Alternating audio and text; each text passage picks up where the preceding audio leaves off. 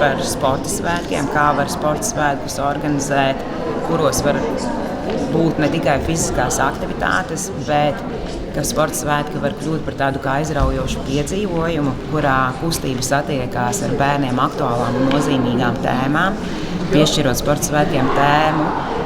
Tēma palīdz kustībai pārvērsties par stāstu, kur bērni caur kustībām piedzīvo, atklāj, izzina un mācās. Tās idejas rodās vienkārši strādājot un darot. Jau ir tā, labi, dodamies tālāk. Nākamā pasaku zemē dzīvo ledus sirds.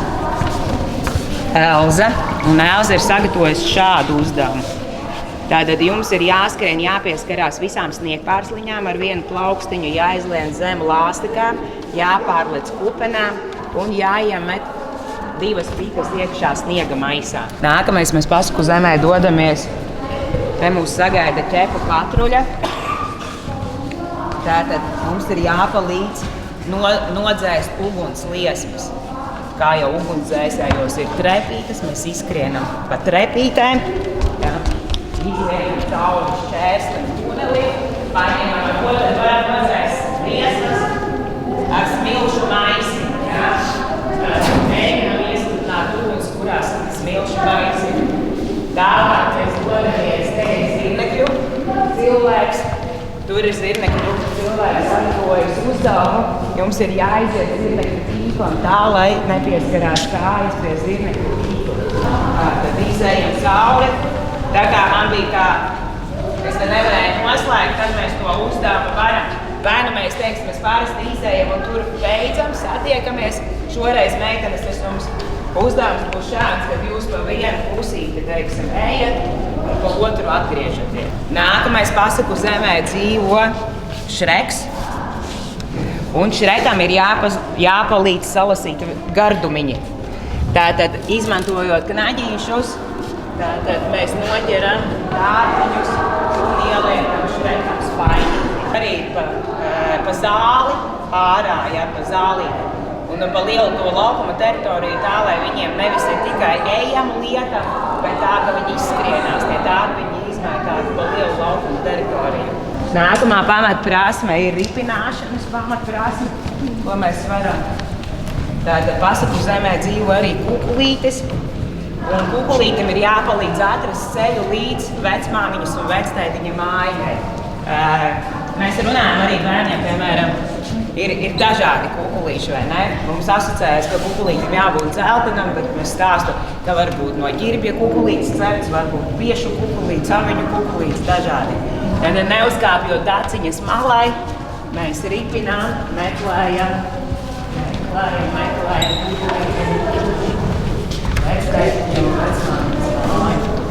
ko uzdevumu es zīmēju uz asfalta. Tātad nevajag nekādas līmenes, neko, izmantojam krītu un viegli ātri sazīmējās. Un tad jāuzliek māja, jāsaliek uguns.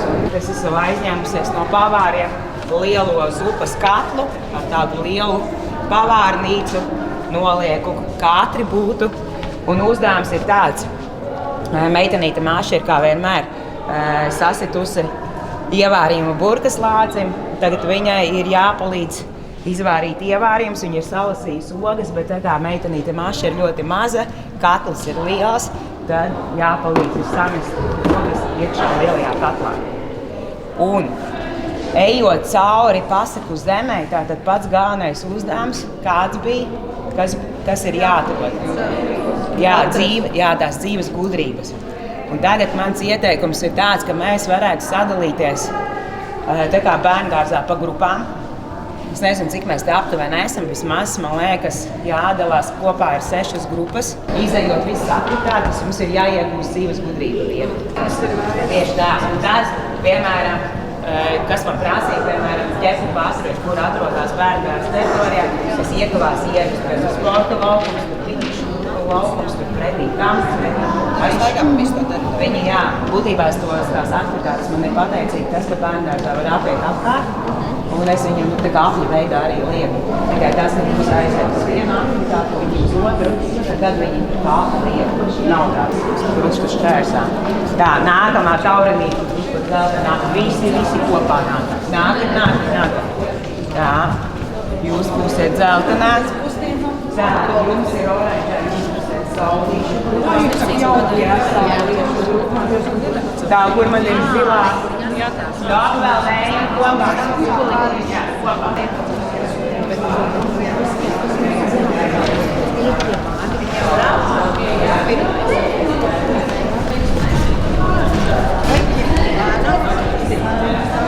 Varbūt mums ir jāšķiras, vai tu lēnām. Kā mums vispār iedod?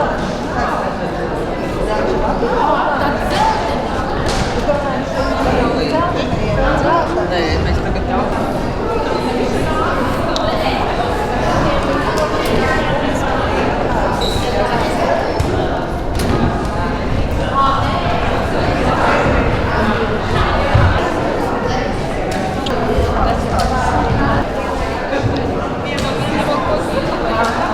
Tā. Mums ir plaņčiks.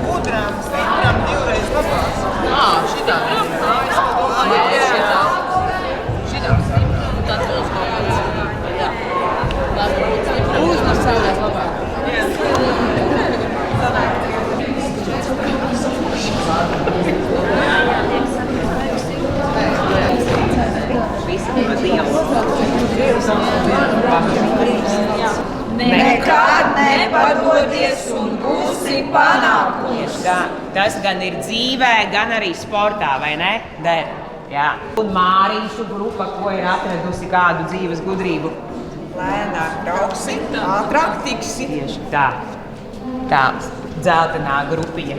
Taurenīšu grupa. Draudzībā ir spēks. Jā, tā īsā dzīves gudrība ir mazajiem kādiem 3 gadniekiem. Tā zilā komanda Mārīša grupa. Ja jūs esat Labi. Būt stipram, gudram, divreiz labāk. Piekrītam? Jā. Jā. Oranžai komandai. Tici sev un viss izdosies. Brīnišķīgi. Tā ir, vai nepiekrītam? Jā, tic sev. Un violetai komandai. Pārvarot šķēršļus, augstās spēks. Tieši tā. Maleči ļoti labi. Un tad tās dzīves gudrības tiek ieliktas tajā gudrības grāmatā. Un tad tā grāmata tiek nodota tai sagatavošanas grupai. Un tad skolotāji vēl pārnāk tās dzīves gudrības arī var pielikt grupiņā pie tāfeles vai dažādi tālāk izspēlēt. Ja. Bet tā pamatdoma, ka tomēr tiem sporta svētkiem bijās cauri, mēs esam tomēr komanda, ir kaut kāds uzdevums, ka mēs neizējam tikai pliki tās aktivitātes, bet tomēr ar kaut kādu domu, ka nav tikai tās kustības, mums vēl ir kaut kāda, ka mēs domājam un meklējam un atrodam. Ja, lūdzu. Gudrības otrajā grāmatā salikt. Kurš paliek pēdējais, tas vairāk strādā. Tos var kaut kā jādara. Vecuma posms ir no tiem gads ar pusi līdz 7 gadiem. Bērni ar ļoti lielu aizrautību iesaistās, jo tas sporta inventārs ir pārvērties par kaut kādiem tēliem, par kaut kādām būtnēm. Līdz ar to, man liekas, viņiem interesantāk ir darboties nekā vienkārši saliekot sporta inventāru. Laikam tas nāk līdzi. Es esmu beigusi sporta pedagoģijas akadēmiju, un man specialitāte ir arī turisma menedžments, un tajā specialitātē mums bija ļoti daudz jāorganizē dažādi pasākumi, nometnes, un es domāju, ka tas nāk no tā laika līdzi, kad būtībā ir to, ko dari, ir jābūt saturam un kaut kādai domai, kāpēc tu to dari. Jau strādāju pirmsskolā, šis būs 23. gads, un aptuveni 10 gadus es dalos pieredzē dažādos kursos, semināros Latvijas ietvaros.